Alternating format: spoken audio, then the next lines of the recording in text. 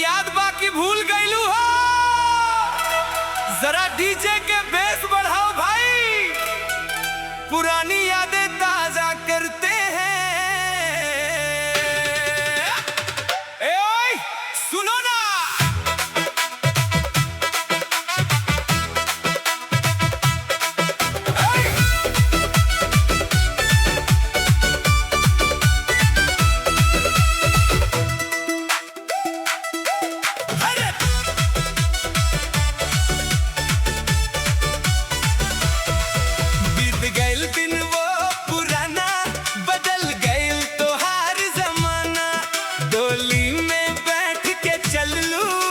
छोड़ के हमरा फसाना।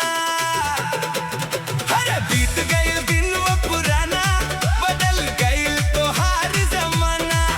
डोली में बैठ के चल लूं, छोड़ के हमरा फसाना। अब काहे खातिर तू हमसे ऐसे नजरिया चुरावेलू? काहे खातिर तू हमसे ऐसे नजरिया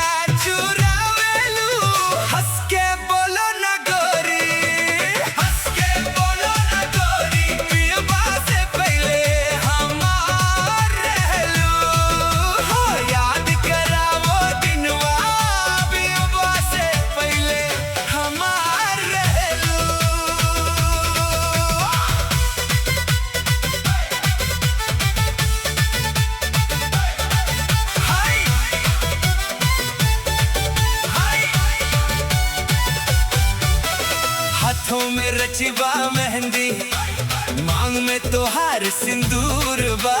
हमरा से दूर होके रानी आज तू कवन कसूर बा?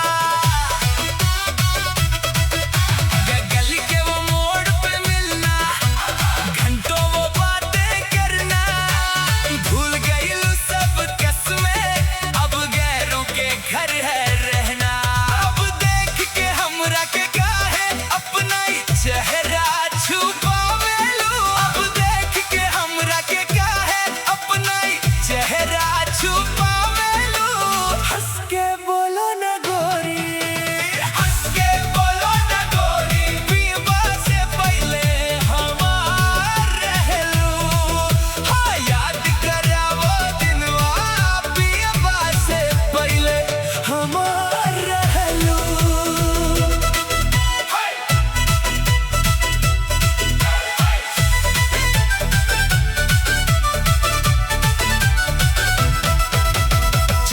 में तोहरी गोरी हम त दीवाने भइली, पूरा इलाका में देखो हम ही त बदनाम भइली।